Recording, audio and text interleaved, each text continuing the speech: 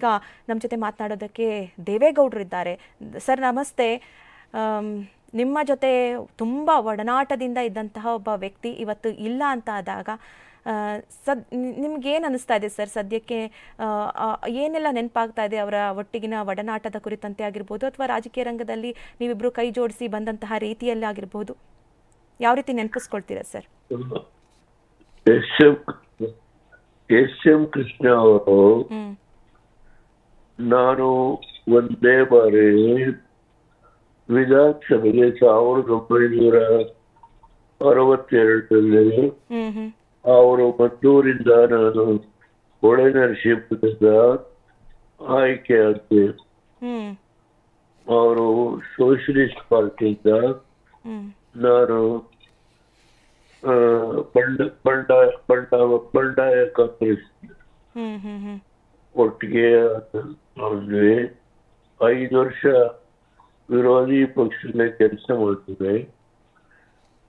ಕೃಷ್ಣ ಅವರು ಅವ್ರ ಬಗ್ಗೆ ನಾನು ವಿಶ್ಲೇಷಣೆ ಮಾಡೋದಾದ್ರೆ, ರಾಜ್ಯದಲ್ಲಿ ಒಬ್ಬ ಎತ್ತರಕ್ಕೆ ಬೆಳೆದಂತ ರಾಜಕಾರಣಿ.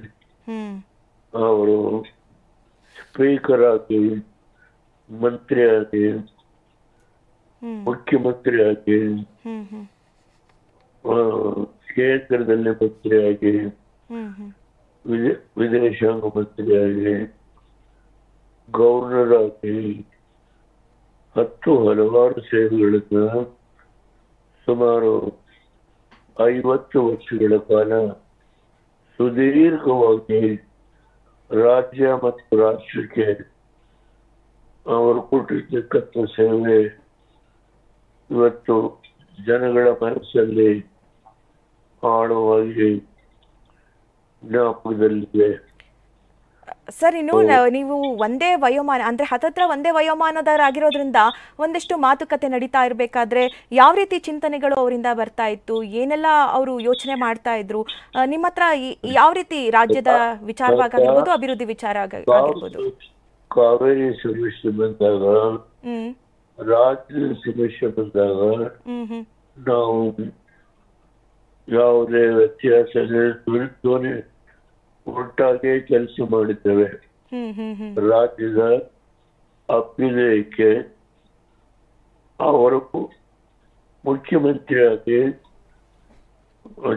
ಮತ್ತು ಡೆಪ್ಟಿ ಸಿಎಂ ಇರಿಗೇಷನ್ ಪೋರ್ಟ್ಫೋಲಿಯೋ ಇತ್ತು.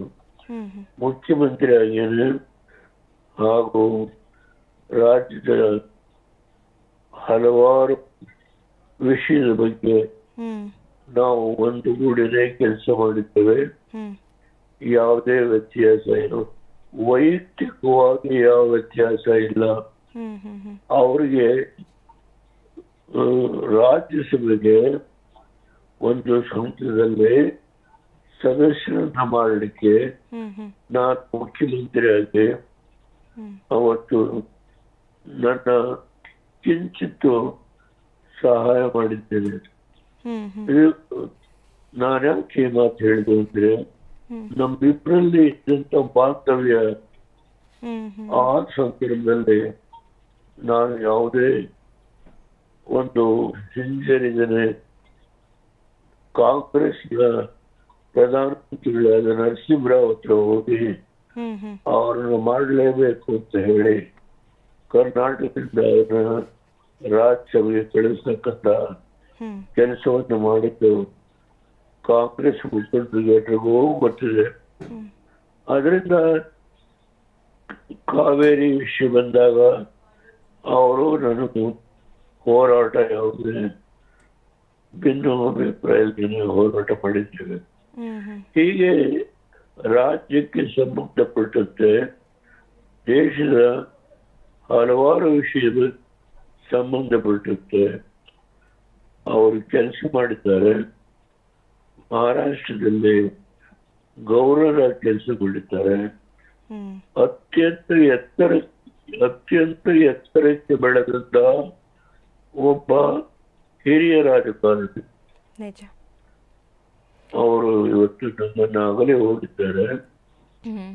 ಅವರ ಆತ್ಮಕ್ಕೆ ಚಿರಶಾಂತಿಯನ್ನು ಕೊಳ್ಳಿ ಅವರ ಕುಟುಂಬಕ್ಕೆ, ಅವರ ಮನೆಯವರಿಗೆ, ಅವರಿಗೆ ಲಕ್ಷಾಂತರ ಬಂಧುಗಳಿದ್ದಾರೆ, ಹೌದು. ಅನುಯಾಯಿಗಳಿದ್ದಾರೆ.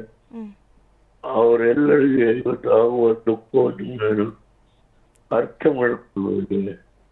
ಸರಿ. ಅವರೆಲ್ಲರಿಗೆ ನಾನು ಇವತ್ತು ಈ ದುಃಖವನ್ನು ಸಹಿಸಿಕೊಳ್ತಕ್ಕಂಥ ಶಕ್ತಿಯನ್ನ ಭಗವಂತ ಕೊಡಲಿ. ಒಬ್ಬ ಹಿರಿಯ ಮುಖಂಡ ಮತ್ತೊಬ್ಬ ಆ ಎತ್ತರಕ್ಕೆ ಬೆಳೆದಂತ ಮುಖಂಡ ಇಲ್ಲ. ನನಗಿಂತ 1 ವರ್ಷ ಹಿರಿಯರವರು. ಸರ್, ಇತ್ತೀಚಿನ ದಿನಗಳಲ್ಲಿ ನೀವು ಯಾವಾಗಾದ್ರೂ ಭೇಟಿ ಆಗಿರುವಂತಹ ಸಂದರ್ಭ ಬಂದಿತ್ತಾ? ನೀವು ಹಿಂದೆ ಮಾತನಾಡುವಂತ ಸಂದರ್ಭದಲ್ಲಿ ಅವ್ರಿಗಿದ್ದಂತಹ ಚಿಂತನೆಗಳಾಗಿರ್ಬೋದು ಮತ್ತೆ ಈಗಿನ ಚಿಂತನೆಗಳಲ್ಲಿ ಏನಾದ್ರೂ ಬದಲಾವಣೆ ನೀವು ಗಮನಿಸಿದ್ರಾ? ಈ ಹಲವಾರು ಸಾರಿ ಭೇಟಿಯಾಗಿದ್ದೇನೆ. ಅವರ ಅಳಿಯ ತೀರೋದಾಗ ಆಗ ಕೊನೆಯ ಭೇಟಿ, ಅವರ ಅಳಿಯ ತೀರುವ ಸಂದರ್ಭದಲ್ಲಿ ಕೊನೆಯ ಭೇಟಿ. ಅದಕ್ಕೆ ಮುಂಚೆ ಹಲವಾರು ಸಾರಿ ಭೇಟಿಯಾಗಿದ್ದೇವೆ, ಲೆಕ್ಕವಿಲ್ಲ ಅದಕ್ಕೆ. ಅದರಿಂದ ಅವರು ಎಲ್ಲ ಹಂತದಲ್ಲಿ ಒಟ್ಟಾಗಿ ಕೆಲಸ ಮಾಡಿದ್ದೇವೆ. ನನಗಿಂತ 1 ವರ್ಷ ದೊಡ್ಡವರಿದ್ದಾರೆ. ಅವರ ಆತ್ಮಕ್ಕೆ ಭಗವಂತ ಚಿರಶಾಂತಿಯನ್ನು ಕೊಡಲಿ. ನಾನು ಸ್ವತಃ ಬರಲಿಕ್ಕೆ ಆರೋಗ್ಯ ಸರಿ ಇಲ್ಲ ನನಗೆ. ನನ್ನ ಆರೋಗ್ಯ, ನಾನು ಡೆಲ್ಲಿಗೆ ಬಂದನು. ಈ ಸಾರಿ ಕರ್ನಾಟಕ ವಾಪಸ್ ಬಂದಿಲ್ಲ, ಬೆಂಗಳೂರು ಡೆಲ್ಲಿಲೇ ಇದ್ದೇನೆ. ಟ್ರಾವೆಲ್ ಮಾಡಲಿಕ್ಕೆ ಆಗೋದಿಲ್ಲ, ಆರೋಗ್ಯ ಸ್ವಲ್ಪ ಹದಗೆಟ್ಟಿದೆ. ಆದ್ರಿಂದ ಇವತ್ತು ನಾನು ಭರವಸೆ ಇಲ್ಲ. ಕುಮಾರಸ್ವಾಮಿ ಅವರೆಲ್ಲ ಬರ್ತಾರೆ. ನಾನು ಒಂದೇ ಒಂದು ಭಗವಂತನಲ್ಲಿ ಪ್ರಾರ್ಥನೆ ಮಾಡ್ತೇನೆ, ಅವರ ಆತ್ಮಕ್ಕೆ ಚಿರಶಾಂತಿಯನ್ನು ಕೊಡಲಿ. ಅವರ ಕುಟುಂಬ ಈ ದುಃಖವನ್ನು ತಡ್ಕೊಳ್ಳಲಿಕ್ಕೆ ಶಕ್ತಿಯನ್ನು ಕೊಡಲಿ. ಸಹಸ್ರಾರು ಜನ ಅಭಿಮಾನಿಗಳಿದ್ದಾರೆ, ಅವರೆಲ್ಲರೂ ಈ ದುಃಖವನ್ನು ಸಹಿಸಿಕೊಳ್ತಕ್ಕಂಥ ಶಕ್ತಿಯನ್ನು ಕೊಡಲಿ ಭಗವಂತ ಹೇಳಿ ನಾವು ಪ್ರಾರ್ಥನೆ ಮಾಡ್ತೀವಿ. ದೇವೇಗೌಡ್ರೆ, ನಿಮ್ಮ ವಿಚಾರದಲ್ಲಿ ಅಂದ್ರೆ ಇಬ್ರು ಕೂಡ ಸಮಕಾಲಿಕ ನಾಯಕರಾಗಿರೋದ್ರಿಂದ ಹಲವು ವಿಚಾರಗಳನ್ನ ಎಸ್.ಎಂ. ಕೃಷ್ಣರವರು ಬೇರೆ ಪಕ್ಷದಲ್ಲಿದ್ದು ಮುಖ್ಯಮಂತ್ರಿ ಆಗಿದ್ರು ಕೂಡ ನಿಮ್ಮ ಹತ್ರ ಬಂದು ಡಿಸ್ಕಸ್ ಮಾಡ್ತಾ ಇದ್ರು. ಪ್ರಮುಖವಾಗಿ ಅಂದ್ರೆ ಈ ಕಾವೇರಿ ವಿಚಾರ. ಅದಕ್ಕೆ ಹೇಳಿದೆ, ಅವರು ಸೋಷಿಯಲಿಸ್ಟ್ ಪಾರ್ಟಿಯಿಂದ ಬಂದರು. ನಾನು ಕಾಂಗ್ರೆಸ್ ವಿರುದ್ಧವಾಗಿ ಬಂಡಾಯ ಕಾಂಗ್ರೆಸ್ ಅಲ್ಲಿ ಗೆದ್ದೆ. ಆದರೂ ರಾಜ್ಯದ ಹಿತವನ್ನ ಕಾಪಾಡಲಿಕ್ಕೆ ಪ್ರತಿ ಹಂತದಲ್ಲಿಯೂ ಒಟ್ಟಾಗಿ ಕೆಲಸ ಮಾಡಿದ್ವಿ.